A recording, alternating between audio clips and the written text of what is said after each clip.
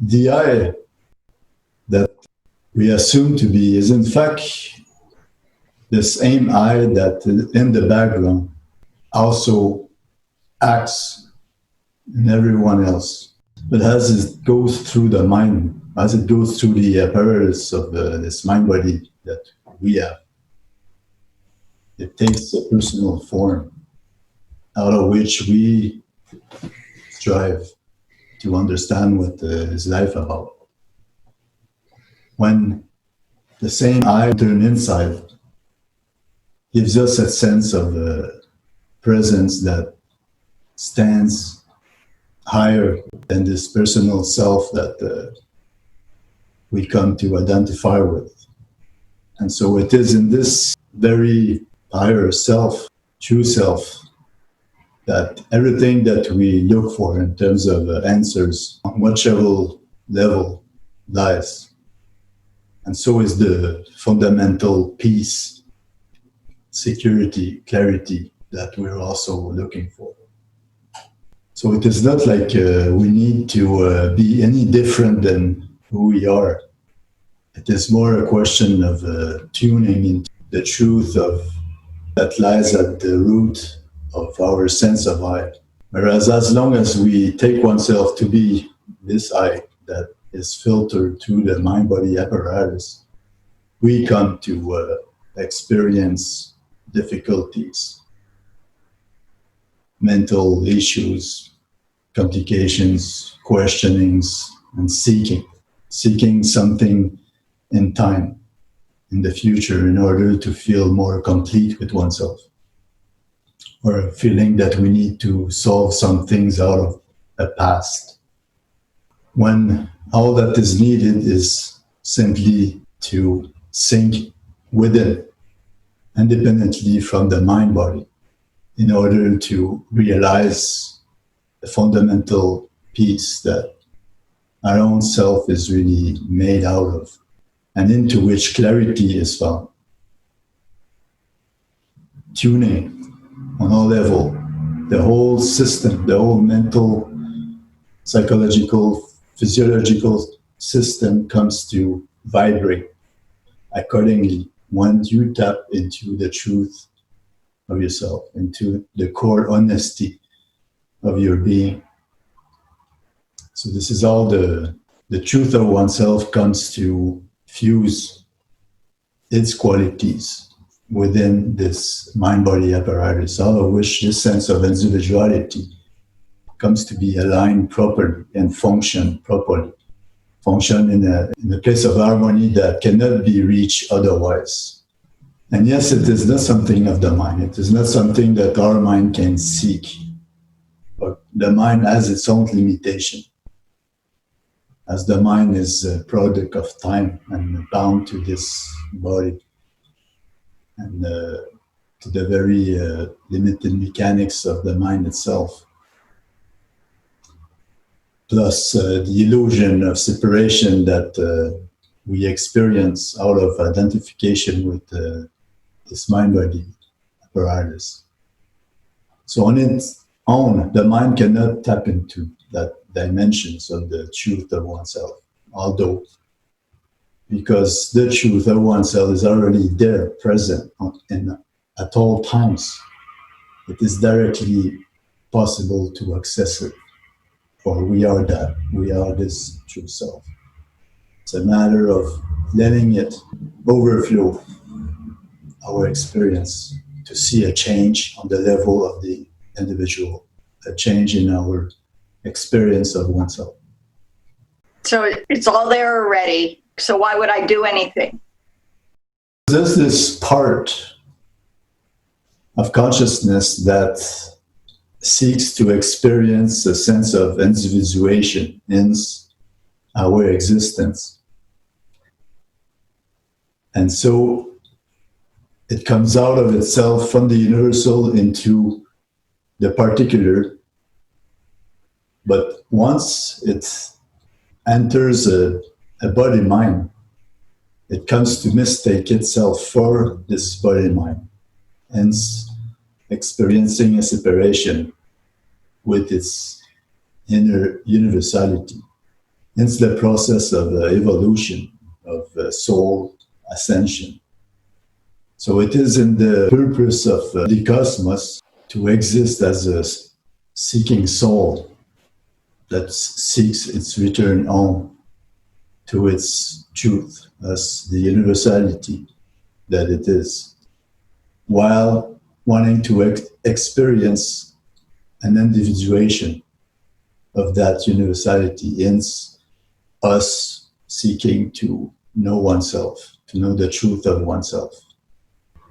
So once we understand ourselves as the truth that we are, as this universality of consciousness that we are, we both come to experience a sense of individuation while not being separated from the universality of, so as if the whole universe come to a full circle, a full union from its very unmanifest universal side to its very individuation material side of creation. So that is the essential purpose, why we seek to know oneself as the truth of oneself, even though we are already that. And the reason why we do experience conflict in our existence is because we take oneself for something we are not, and seeking oneself. And until we turn within and become one with the recognition of our true nature, the dilemmas will never end. Then what's that got to do with cleaning my house? Well, why not? Part of what needs to be done, it's not really a question of thinking. It's not either in denial of your true nature. Are the little individual satisfactions and joys that the things I do get me, right? Is that it? It seems like that's barking up the wrong tree. Consciousness itself, experiencing itself through the infinite diversity of what it is that takes place in itself as all potentialities. What makes the difference in our experience is whether we are attached to whatever takes place in our life or not. If we're not attached, if we're not grasping, then we are enjoying life as it is. Consciousness itself is not in duality with anything taking place in itself, for it is itself everything. In fact, the reality of our fullness as this individuation takes place out of place of oneness with your true nature, not otherwise. So far from a denial of this individuation, of this individual existence, as if we had to separate ourselves from it. In contrary, our sense of individuality is lived in its fullness once we tap into the truth of oneself. Then there's a fullness of life from the very material side to the very spiritual side as consciousness. So it means health. The body itself gets to be infused with an abundance of qi. Qi comes to circulate freely through the body as the mind is no longer injecting limitation and blocks from mental grasping. And at the same time, you come to have a mind that functions in a clear manner so that whatever you're meant to do in this world, or whatever you are inspired to do, will take greater significance. And so you'll act in a way that it will serve both yourself as this individual, as serving the greater purpose, as consciousness also wants to expand that way through you. So there's been much confusion about awareness in the sense that it was understood as a transcendental state, as if it could only be found through meditation, and that you had to sacrifice your life in order to allow yourself to spend much time in meditation and so on, as if this physical life had to be set aside. But it has its values, it has its importance in the sense that you need some time, you need to take some action in order to allow yourself to be present with yourself as opposed to being so distracted by the external world. But that's only some steps in the way.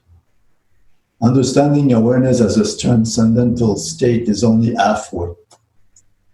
You really come to a full integration of your realization of your true nature when you can actually allow your true nature to take over your existence and to see that this existence is in fact consciousness itself. Then you can live in this world and truly be and function as a whole being. Only if the realization of your truth has taken over. In fact, even when you come to clean your house, it becomes an extraordinary thing. It becomes like a practice in and of itself, you know? Yeah. And you can experience that for yourself by being very present when you do whatever you need to do. Then you see that even that is not at all duality, but consciousness. In fact, you do come to dance with the physical aspect of your life in a much greater manner than otherwise. You come to, yes, to dance with life on a physical level. It is just like in martial arts. You really come to a place of mastery when your mind is empty of itself, so that you can become a manifestation of the universe as a whole. Therefore, you become one with the adversary, kind of thing, where you come to do the right thing at the right moment, which could be thought of, which is not a mere technique.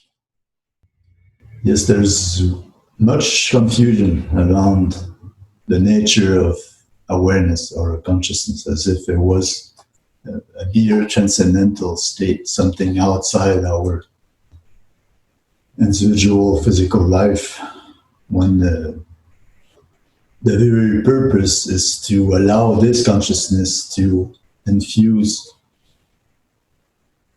its supreme intelligence through this individuality. That is the purpose of our soul, individual soul, in this life. How can I tell when I'm flowing with it and when I'm just coming out of the false individuality? When you identify with the false individuality, there's always a sense of a feeling of contraction, along with all these different feelings of insecurity, desire, projection, feeling like you need to protect something. Whereas when you're truly in touch with yourself, all these preoccupations, these anxieties, these worries have no room, no matter what. You tap into a peace itself unshakable, itself fundamental, durable, that never leaves you. This is all you know. And you come to witness along the way that those worries, all these things of the mind, less and less take hold of your sense of being. So you come to witness that what in the past would have been a problem, now it's not. You take everything more lightly, less personal sense. You kind of step out. But it's not like you step out, it is more like your perspective of life has gone to a much higher level of understanding, of maturity and intelligence. Therefore, having the proper thought and doing the proper thing at the right moment and feeling the right thing within yourself as feeling much more in harmony with all the bodies within yourself, health wise also. All the bodies do not exist in and of themselves. They are all intertwined. They exist as a whole. So the more whole you are, the more all these bodies will also respond accordingly and function accordingly in the best way possible. What are the bodies? Well, there are many, many subtle bodies.